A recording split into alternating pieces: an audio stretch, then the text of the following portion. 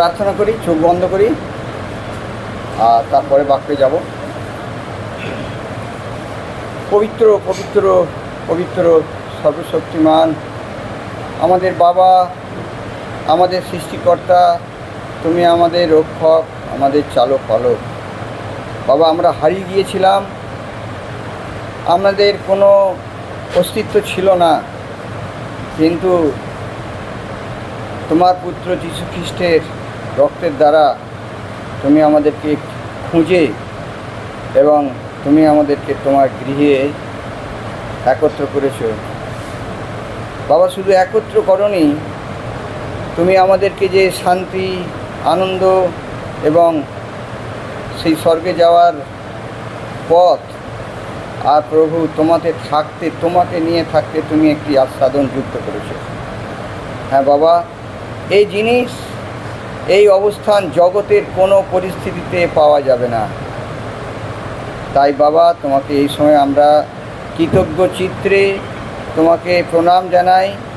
আমাদের হৃষ্টচিত্ত থেকে তোমাকে আমরা ভক্তিতে তোমাকে প্রণাম জানাই। তুমি আমাদের প্রণাম নাও।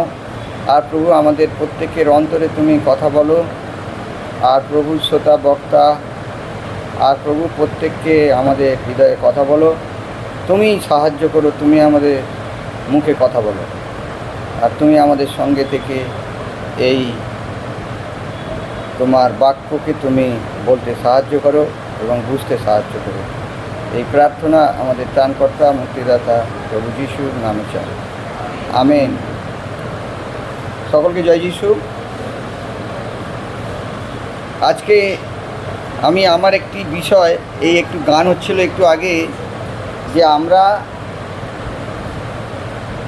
যতদিন তোমার সঙ্গে থাকি ততদিন তুমিও আমাদের সঙ্গে থাকো, আর যখনই আমরা তোমাকে ত্যাগ করি তুমি আমাদের সঙ্গে পরিষ্কারভাবে থাকবে না। আমি একটা ছোট্ট কী বলবো, ধন্যবাদ বলা যাবে এটাকে, বলে নিয়ে আমি বাক্যটা শুরু করব। গত মঙ্গলবার দিনকে আমি একটু জলেশ্বর গিয়েছিলাম। জলেশ্বর গিয়ে সুবিধা কী আছে না, আমি লোকাল ট্রেনের টিকিট কাটলে 30 টাকা লাগে, কিন্তু লোকাল ট্রেন ধরতে গেলে খড়গপুর থেকে ধরতে হবে 6টা, কিন্তু খড়গপুরে 6টা পৌঁছানো মানে তাহলে আমাকে 2 ঘন্টা আগে এখানে ট্রেন ধরতে হয় কুলগাছিতে। আর 6টা থেকে 2 ঘন্টা আগে মানে কত হবে, 4টে। তো ও গাড়িটা 4টে থাকে না, ওটা 3:38-এ থাকে। তা আমি কি করেছিলাম, 2:37-এ ঘুম থেকে উঠেছি। ঘুম থেকে উঠে ব্রাশ করে দেখছি আমার বড় বাছুরটা সে দাঁড়িয়ে আছে, একটু মানে অপেক্ষা করছে। আমি তো চলে যাব, তো একটু পরিষ্কার করে দিয়ে গেলে ভালো হয় বলে চট করে গোয়ালঘরটা খুলে আমি একটু পরিষ্কার করে দিয়ে, একটু ধোঁয়া দিয়ে, একটু খড় দিয়ে, একটু জল ঢেলে দিয়ে দেখছি টাইম আর নেই, মানে 3:38 নেই, 3:30 হয়েছে। মানে 2:37 থেকে 3:30, মানে 1 ঘন্টার মধ্যে ওই সব করেছি। তাই যাক, ঈশ্বর সাহায্য করেছে, গাড়িটা পেয়েছিলাম। খড়গপুরেতে গিয়ে ও গাড়িটা পেয়েছি। গাড়ি লেট ছিল, ও গাড়িটা ধরানোর জন্য দূরের গাড়িকে লোকাল গাড়ির সঙ্গে লোকাল গাড়ির ট্রানজাকশান এরকম করা আছে, এই যদি আগে যায় বা পিছিয়ে যায় কিন্তু ও ছাড়ে না, এই প্যাসেঞ্জারগুলো ওকে দিয়ে তারপর ওকে ছাড়ে, এটা লোকালের সিস্টেম আছে। তো গাড়িটা পেয়েছিলাম, কিন্তু মানে আমি ঘুম থেকে উঠে, কেন আপনাদেরকেও বলছি, এটা আমার অভিজ্ঞতা থেকে বলছি, এটা আমার প্রমাণ থেকে বলছি, এটা আমার বাস্তবিক জীবন থেকে বলছি, যদি কারোর মনে কিছু সমস্যা থাকে তো কাউকে না বলে মনে মনে ঈশ্বরকে বলতে থাকুন। দেখবেন এটা কি জানি, আমি বাস্তব, আপনাদের জীবনের বাস্তবটা আমি বলতে পারবো না। তাই এক ভদ্রলোকের কাছ থেকে 7,000 টাকা পেতাম, তা আমি তাকে বলি না, কিন্তু তার কাছে যাবও না। আর অন্য আরেকজনের কাছে টাকা পেতাম 70,000, তার কাছে গিয়েছিলাম, যাওয়ার পরে বললো ভাই আমার অবস্থা খুব খারাপ, আমি এখন টাকা দিতে পারবো না, আর আমি তোমাকে টাইমে ডেকে নেবো। ঠিক আছে, তা আমি বললাম তাহলে দেখি ওই ভদ্রলোকে ফোন করে, তো ফোন করলাম, বলছে আপনি কোথায়? আমি বললাম আমি আঙ্গুয়া স্টেশনে, মানে জলেশ্বরের দুটো আগে। তা বলছে আপনি চলে আসুন, তো আপনি ভাটে চলে আসুন। বলে আমি গেলাম, গিয়ে বসলাম, বসার পরে খানিকটা পরে এলো, আসার পরে অনেকটা কথাবার্তা হলো, কিছু কাজের কথা বললো, কাজের কথা হলো, হওয়ার পরে বললো আপনি যাবেন কী করে? আমি বলি ট্রেনে যাব। তাহলে কোন ট্রেনে যাবেন? আমি বলি আমি লোকাল ট্রেনে যাব, কম টাকাতে টিকিটে এক টিকিটে চলে যাব। তখন গাড়িটা ছিল 12টার দিকে, লোকাল গাড়ি, তারপরে সব এক্সপ্রেস আবার থামে না ওখানে। তা আমি লোকাল ট্রেনের টিকিট কাটলাম, টিকিট কাটতে গিয়ে বলছে লোকাল টিকিট আপনি এখন পাবেন না, একটা গাড়ি আসছে এটা এক্সপ্রেস। তাই এক্সপ্রেসের দাম কত? বললো 60 টাকা। কোথা পর্যন্ত? বাগনান। ঠিক আছে, তাই হোক। তো বাগনান 30 টাকায় কুলগাছি থেকে এলাম, এখন 60 টাকা বাগনান। বলছে এটা তো এক্সপ্রেস। আমি বলি স্টপেজ? বলছে স্টপেজ সবে দিয়ে যায়। আমি তাহলে লাভ কি? লোকালও তো সব স্টপেজ দিয়ে যায়, তাহলে আমি কেন এক্সপ্রেসের টিকিট 60 টাকা দেবো? বলছে আপনার ইচ্ছা। আমি ঠিক আছে দিয়ে দিন বলে কাটলাম, টিকিটটা কেটে ওই গাড়িতে উঠলাম, গাড়িটা এসেও গেল, উঠলাম, ওঠার পর গাড়িতে ঘুমিয়ে গেলাম। খড়গপুরে এসে আবার নেমেছি, নামার পরে আমাদের লোকাল ট্রেন এদিকে নেই, মানে খড়গপুরে মেদিনীপুর হাওড়া আর খড়গপুর হাওড়ার লোকাল সাঁতরাগাছির কাজকর্মের জন্য সমস্যা চলছে, এখনও হয়েছে, সমস্যা চলছে। তা আমি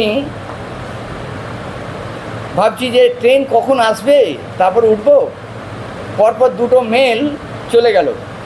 তা আমি বললাম তো আমার এক্সপ্রেস তো কাটা আছে, তারপর তো দেখছি এ তো খড়গপুরের পর একদম সাঁতরাগাছি হাওড়া। কিছু গাড়ি পাঁশকুড়া দেয়, মেছেদা দেয়। তা আমি একটা হকারকে বললাম ভাই আচ্ছা তো আপনারা তো হকার কাজ করছেন, এই গাড়িটা কি মেছেদা দেয়? হ্যাঁ উঠে পড়ুন, দিয়ে দিতে পারেন। তার কথা শুনে আমি এক্সপ্রেসে উঠে পড়েছি। উঠে পড়ার পর আমি অনেককে জিজ্ঞাসা করছি, আমি বললাম ভাই এই গাড়িটা কি মেছেদা স্টপেজ দেবে? বলে না। বাগনান? না। উলবেড়িয়া? না। তাহলে একবারে আপনার চলে যাবে সাঁতরাগাছি। না মুশকিলের ব্যাপার আছে। আমি টিকিট কেটেছি তো বাগনান, এক্সপ্রেস দিয়েছে বাগনান, তাহলে তো সাঁতরাগাছি যেতে হবে, আবার ফিরে আসতে হবে, আবার টিটিআই যদি ধরে তাহলে ফাইনও দিতে হবে। কি করব? উঠেছি, ঠিক আছে, কিন্তু প্ল্যান করছি যদি রানিংয়ে মেল স্লো হয়, কোনো জায়গায় সিগন্যাল না পায় দাঁড়িয়ে যাবে, আমি ওখানে নেমে পড়ব।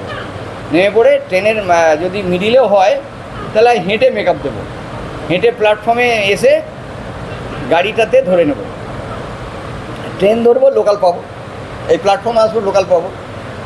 কিন্তু পাঁশকুড়ার আগে দেখছি গাড়িটা স্লো হয়েছে, স্লো আসছে, ক্রসিং করছে, সিগন্যাল হাফ সিগন্যাল আছে, গাড়িটা থামলো না, তাহলে হলো না। তা পাঁশকুড়া ধরলোও না, মেছেদা আসছে, গাড়িটা স্লো হলো, ধরলো না। তা আমি একটা হকারকে বলি ভাই কী করা যায় বলুন তো, আমি তো টিকিট কেটেছি বাগনান, আর টিটিআই তো যদি দেখে, বলে দেখলে ফাইন দিয়ে দেবেন। সে ফাইন তো দেবো, কিন্তু আবার সাঁতরাগাছি থেকে ব্যাকে আসতে হবে। কিন্তু দেখুন ঈশ্বর কীরকম হৃদয়ের কথা, আগ্রহ শুনে কোনো জায়গায় থামলো না। ওই গাড়িটা দেখলাম দেউলটিতে আমার নামার টার্গেট, চাই কুলগাছি নামবো, দেউলটি প্ল্যাটফর্মে 1 নম্বরে গাড়িটা দিল, দিয়ে গাড়িটাকে দাঁড় করালো। দাঁড় করানোর পর যখন স্লো হচ্ছে গাড়িটা, আমাকে বলছে ভাই যদি রানিংয়ে নামতে পারেন দেখুন না, হবে না? পারবেন না? আমি বললাম হ্যাঁ পারবো। তো সামনের দিকে মুখ করে সামনের দিকে মানে হাঁটতে থাকবেন, ছুটবেন, তাহলে আর কিছু ভয় নেই, রিস্ক নেবেন। আমার কাছে হাতে কোনো ব্যাগ ছিল না, কিন্তু দেখলাম খুব স্লোলি আস্তে আস্তে ওটা ছিল তিরুপতি হাওড়া এক্সপ্রেস। দেউলটিতে থামলো, গাড়িটা বেশ কিছুক্ষণ থাকলো, তারপর ছেড়ে দিল। কিন্তু ঈশ্বর প্রত্যেকের অন্তরে কথা শুনবে। এটা আমরা বলি যে ঈশ্বরের অনুগ্রহ ছাড়া একটা গাছের পাতা পড়তে পারে না। এই মেল এক্সপ্রেস গাড়ি ওখানে থামার কথা নয়, মানে শিডিউল নেই, ওখানে স্টপেজ দেওয়ার নিয়ম নেই। কিন্তু কি জানি গাড়িটা স্টপেজ দিয়েছে। গাড়িটা কোনো কারণে ওখানে হয়তো লাইন ক্রস করতে, মানে ক্রসিংয়ে রুট পায়নি, ওকে ওই রুটে লাগিয়ে অনেক সময় গাড়িকে অন্য গাড়ি পাস করার জন্য তো গাড়ি সাইডিং করে, তো দেউলটিতে গাড়িটা সাইড করলো, করে স্টপেজ দিল। আর আমি দিব্যি নেমে ঈশ্বরকে ধন্যবাদ দিলাম, প্রভু তোমার সন্তানদের জন্য তুমি চিন্তা করো। এটা কাউকে তো বলতে পারবো না, তাই আপনাদের কাছে এই সাক্ষ্যটা বলি যে এই একটু আগে যে গানটা আমরা গাইলাম না, যতদিন তুমি আমার সঙ্গে থাকো, তো এটা ঈশ্বরের প্রতিজ্ঞা। এটা কোনো কল্পনার বিষয় নয়, এটা বাস্তব বাস্তব বাস্তব। এই জন্য প্রত্যেকের জীবনে যা কিছু কাজ কর্ম কথা বিষয়বস্তু হৃদয়ের মধ্যে রেখে দিন। যেরকম পোকা ভাঁড়ে পয়সা সঞ্চয় করা যায়, হৃদয়ের মধ্যে ওরকম ধরনের কিছু যা কিছু সমস্যাটা সঞ্চয় করে আপনি ঘুরাতে থাকুন। প্রভু এই আছে, এই আছে, যদি তোমার ইচ্ছা হয়, ঈশ্বরের ইচ্ছা হলে এটা হবে। আচ্ছা, আমরা বাক্যে আসি। আচ্ছা, আমরা একটা জিনিস আজকে দেখি, আমরা ইব্রিয় পুস্তকে দেখেছিলাম না, ঈশ্বরের বাক্য জীবন্ত এবং কার্যসাধক। আচ্ছা, যোহন লিখিত সুসমাচারে যেটা লেখা আছে, আমরা বাইবেল থেকে কোথাও বাইরেও যেতে পারবো না, ভিতরে আসতে পারবো না। লেখা আছে, আদিতে বাক্য ছিল, বাক্য ঈশ্বর ছিল, আর বাক্য ঈশ্বরের কাছে ছিল। আলটিমেটলি বাক্যটা ঈশ্বর ছিল। কে বলেছিল? না, যোহন বলেছিল। যোহন বলেছে, যোহন সুসমাচার, সাধু যোহন। এখন এই ঈশ্বরের বাক্য যে দ্বিধার খড়গ এবং ঈশ্বরের বাক্য যে পবিত্র, আর ঈশ্বরের বাক্য যে মিথ্যা নয়, তার কিছু বিষয়টা আমরা এবার ব্যাকে একটু জিনিস দেখি। কারণ যোহন ঈশ্বরের চিত্র, ঈশ্বরের একটা বিষয়, আকার প্রকার তিনি বর্ণনা করেছেন যে ঈশ্বর কেমন। আদিতে বাক্য ছিল, এই যে লেখাটা উনি সাধু যোহন প্রকাশ করেছেন। কিন্তু সাধু যোহন কোথায় ছিল জানেন? যোহনের বাবা ছিল, আবার আমরা একটু সকলে পড়ব।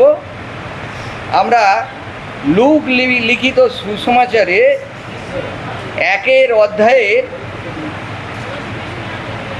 5 পদ থেকে আমরা একদম 25 পদ পর্যন্ত পড়ব, যে ঈশ্বরের বাক্য কত কত পবিত্র, কত নিখুঁত, এবং তার প্রমাণ, এবং তিনি কে।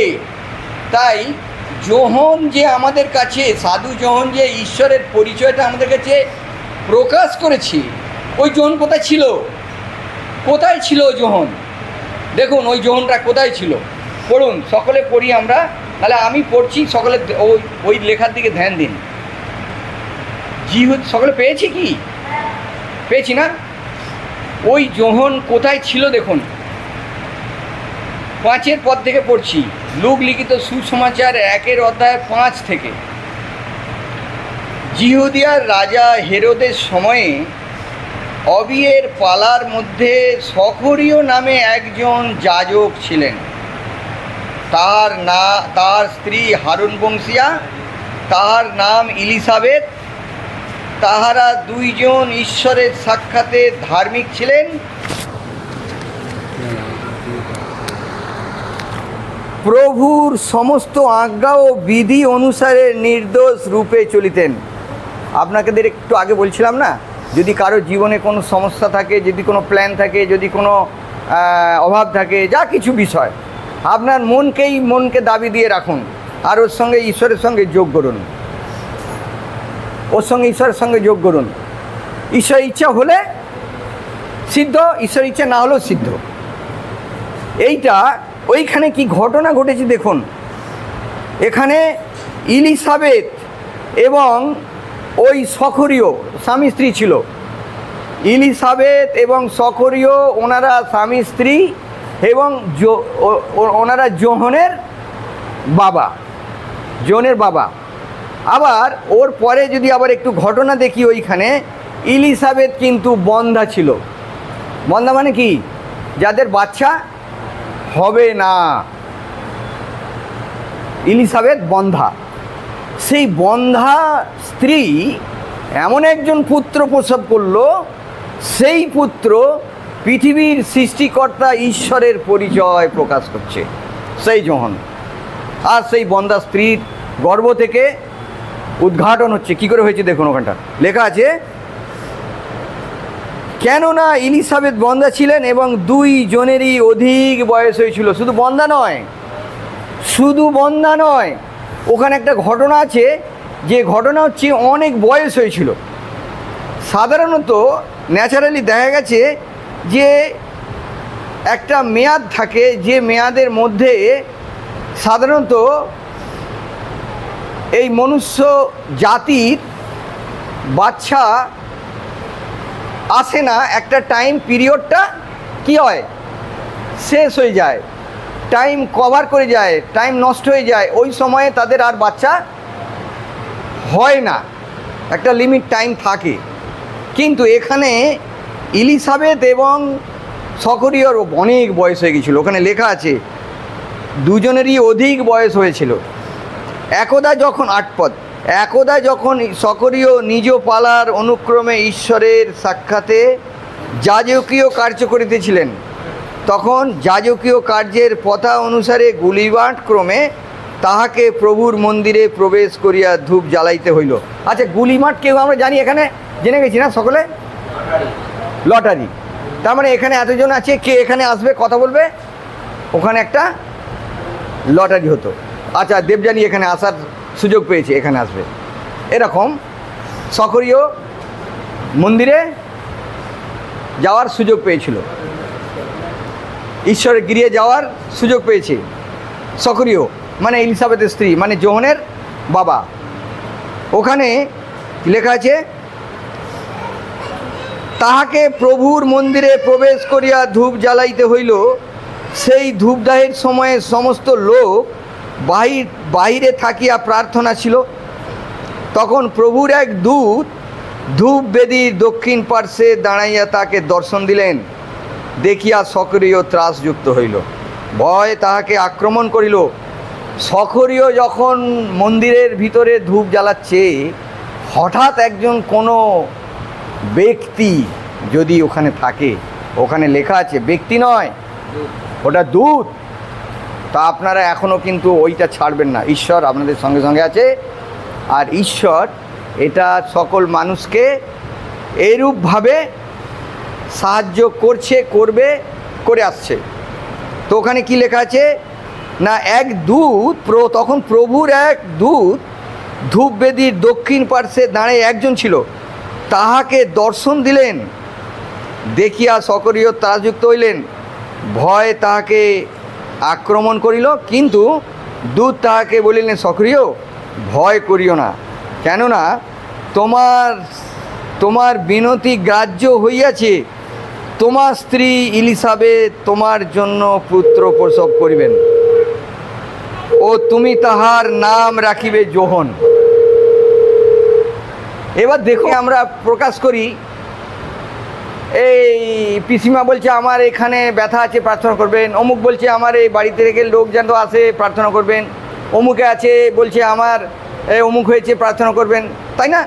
আমরা এখানে ঈশ্বরের গিরে একে অন্যের জন্যে প্রার্থনা করি। কিন্তু এলিসাবেথ এটা গোপন রেখেছিল, কাউকে এটা প্রকাশ করেনি যে প্রভু যদি তোমার ইচ্ছা হয় তুমি আমাকে একটা সন্তান দিও। এই প্রার্থনার উত্তর ওইখানে তা একটু আগে লেখা আছে, কেননা তোমার বিনতি গ্রাহ্য হইয়াছে তোমার স্ত্রী। মানে কি, এলিসাবেথ কিন্তু বিনতি করতো ঈশ্বরের কাছে, মনে মনে বিনতি করত, এটা কাউকে প্রকাশ করেনি। এখন দূত কিন্তু সেই এলিসাবেথের মনের কথাটা এলিসাবেথ কারোর কাছে কিন্তু প্রকাশ করেনি। আর সেই দূত এলিসাবেথের মনের কথাটা কাকে বলছে? সখরিয়কে বলছে যে তোমার স্ত্রীর কি হয়েছে না,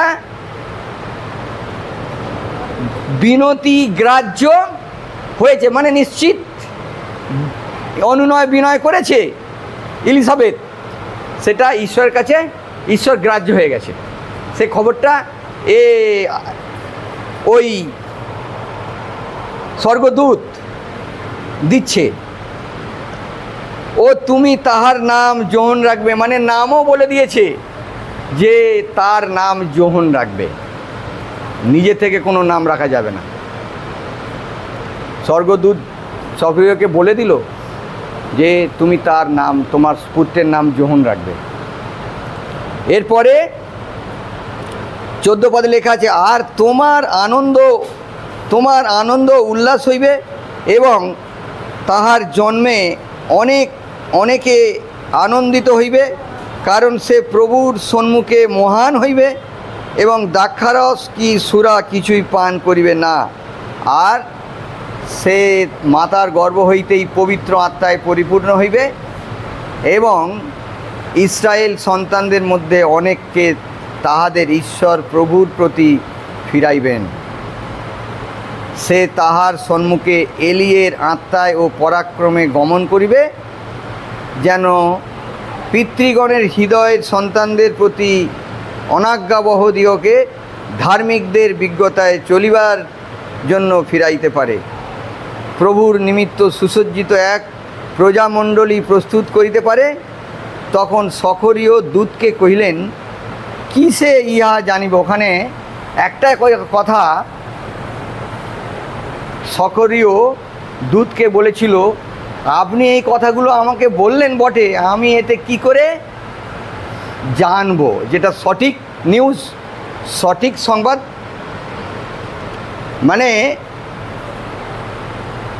এলিসাবেথের পেটে বাচ্চা আসবে, তার নাম যোহন রাখবে, সে এই করবে। ইসরায়েল জাতিকে, আমরা এখন পরজাতি থেকে ঈশ্বরের কাছে চলে এসেছি, ইসরায়েল জাতিও কিন্তু এখন পরজাতি আছে,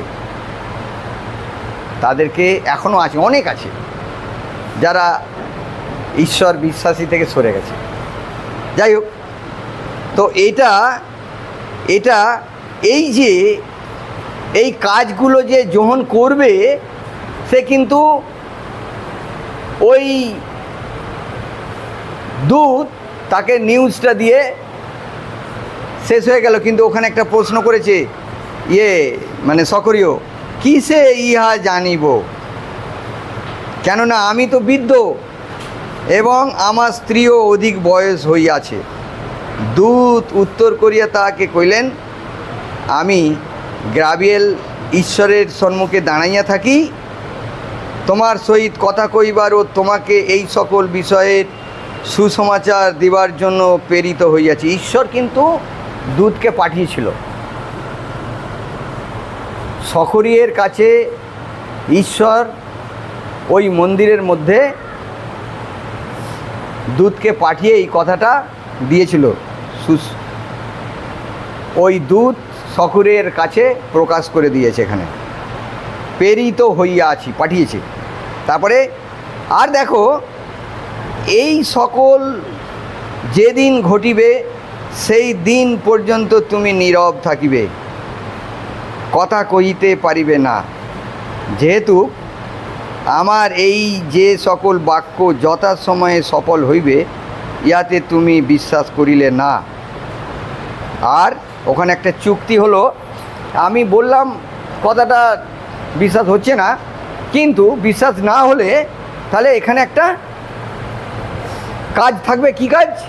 না, ও চুপ থাকবে, মানে বোবা হয়ে যাবে, মানে কথা ততদিন পর্যন্ত বলবে না। এটা একটা প্রতিজ্ঞা, ও একটা যুক্তি ওখানে খাটিয়েছে।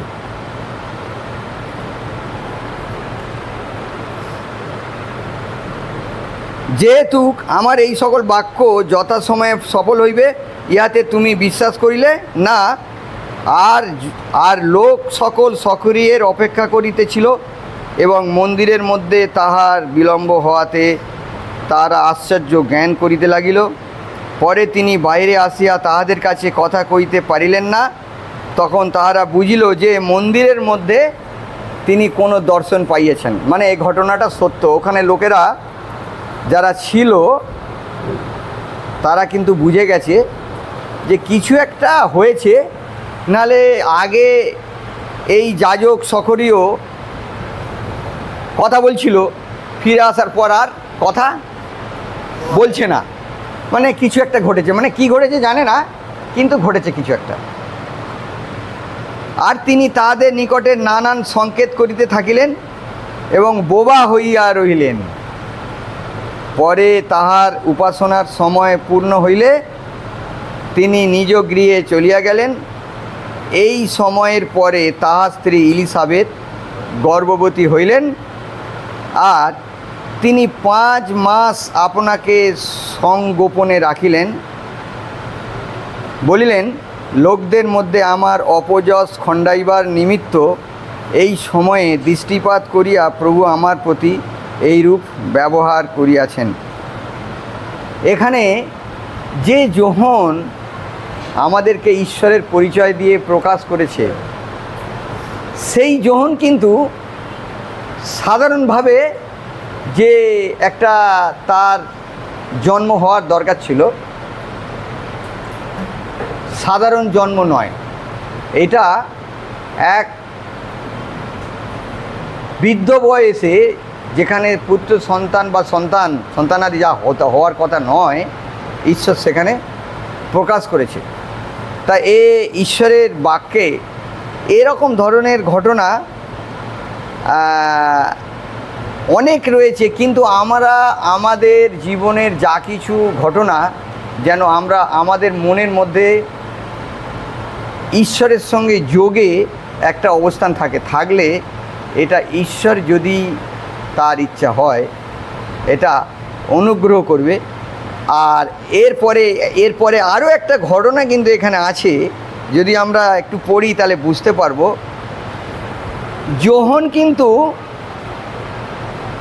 যোহন যীশু খ্রিস্টের জন্মের যোহনের আগে জন্ম না যিশুর আগে জন্ম? হ্যাঁ, যোহনের। তাহলে এখন সমগ্র পৃথিবীতে যিশু ঈশ্বর, সমস্ত কিছু বিষয়টা এই সমগ্র পৃথিবীর ভার দায়িত্ব যিশুর কাছে। আর সেই যিশু কার কাছে অবগাহ নিয়েছে? অবাক কাণ্ড লাগছে না? যেখানে কি নাম আমাদের সাধু পৌল কার কাছে নিয়েছে? অননীয়র কাছে। সাধারণ একটা বিশ্বাসী, মন পরিবর্তন করার লোক, যে হ্যাঁ আমি জগৎ থেকে ছেড়ে আমি আমার হৃদয় মন প্রাণ আমি যিশুকে দিয়ে দিয়েছি। সেই অননীয়র কাছে সাধু পৌল ডিপেন্ড করেছে, নির্ভর করেছে।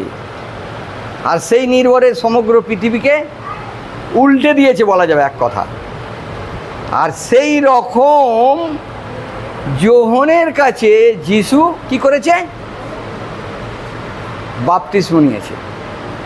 আমরা এটা খুব সহজ নেব না, এটা খুব কঠিন বিষয়, অতীব কঠিন। কি কঠিন জানেন? এই কঠিনটা হচ্ছে আমরা যখন বাপ্তিস্ম নেই এটা ঈশ্বরের আত্মা তার জীবনে অবস্থান করে। এটা সাধারণভাবে আসতে পারে না। এটা ঈশ্বর অনুগ্রহে এবং ঈশ্বরের শক্তিতে এই আত্মা সাহায্য করে। এই জন্যে আমরা জাগতিকভাবে কয়দিন আগে আমি আঙ্কেলের সঙ্গে কথা বলছিলাম, বলে আঙ্কেল আমাদের কথার কোনো দাম থাকছে না কেন? আমরা তো একা লোক, আমরা 50টা লোককে নিয়ে চলি, 50টা লোক আমাদেরকে কথা ফেল করে দিয়ে আমাদেরকে চাপে দিয়ে দেয়, মানে আমাদের কোনো ভ্যালু থাকছে না। তো আঙ্কেল আমরা খুব বিকেয়ার, আমাদেরকে দেখার দরকার আছে। মনে রাখবেন, এইটা খুব একটা ছোট্ট পয়েন্ট। ইলিসাবেথ কি করেছিল জানেন? ইলিসাবেথ, ওইখানে লেখা আছে দেখুন তো, 24 পদটা পড়ুন, সকলে পড়ুন।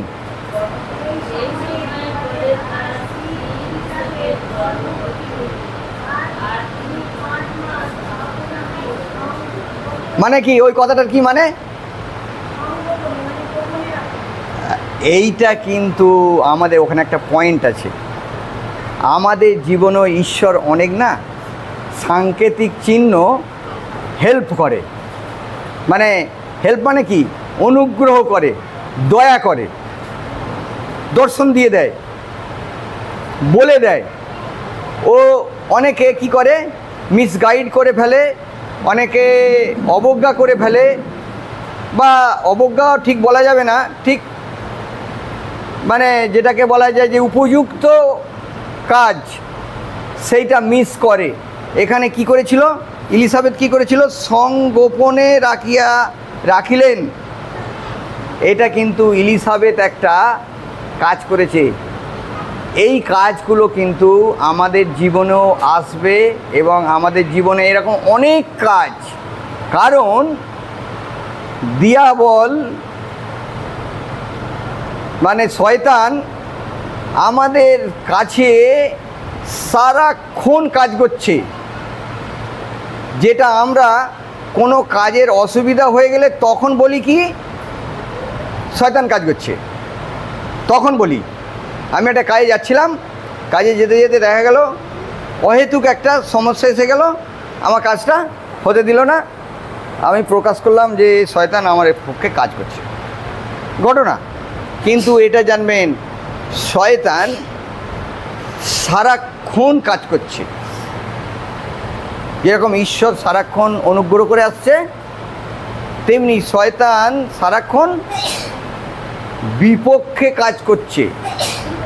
এই কারণে ওখানে ওই ইলিসাবেথ একটি পয়েন্ট আছে ওখানে, যে সংগোপনে, তারপরে পড়ে নি ওটা, 5 মাস আপনাকে সংগোপনে রাখিলেন, বলিলেন লোকদের মধ্যে আমার অপযশ খণ্ডাইবার নিমিত্ত এই সময়ে মানে কি আউটলুকিং, ও লুকিয়ে, মানে কি যেটাকে গোপন রাখার ব্যাপার। আর ওখানে যেমন গোপন রাখা ইলিসাবেথ করেছে, আর একটা কাজ করেছে কোথায় না, ওই যে সক্রিয় কি করছিল, কথা, হ্যাঁ, নীরব থাকিবে, কথা কইতে পারিবে না। কেন, কি বলেছে না বলেছে দূত অনেকে প্রকাশ করে ফেলতে পারে। ওখানেও একটা কিন্তু পয়েন্ট, ও কিন্তু ওখানে যদিও এটা চুক্তির বিষয় বলেছে যে আমি কি করে বুঝবো না, তুমি এটা ততদিন পর্যন্ত কথা বলবে না, ওখানে একটা চিহ্ন। তাই এই জন্য এরকম ঘটনা আমাদের জীবনে ঘটবে, এটা আমি বাস্তব বলছি। মানে আমাদের এখানে যতজন বিশ্বাসী আছে, এদের জীবনে এইগুলো ঘটবে, ঘটতেই হবে। কারণ যদি কেউ সম্পূর্ণ ঈশ্বরের উপরে তার কামনা বাসনা ডিপেন্ড করে, সব কিছু যদি কারুর উপরে নির্ভর করে সে অবস্থান করে, ঈশ্বর ইচ্ছাই সিদ্ধ। তাই আমাদের জীবনে যে যা কাজ করুক না কেন, কাজের মধ্যেই এটা আসবে। ঈশ্বরের এই বাক্যের প্রতি আশীর্বাদ করুক। আমেন সব।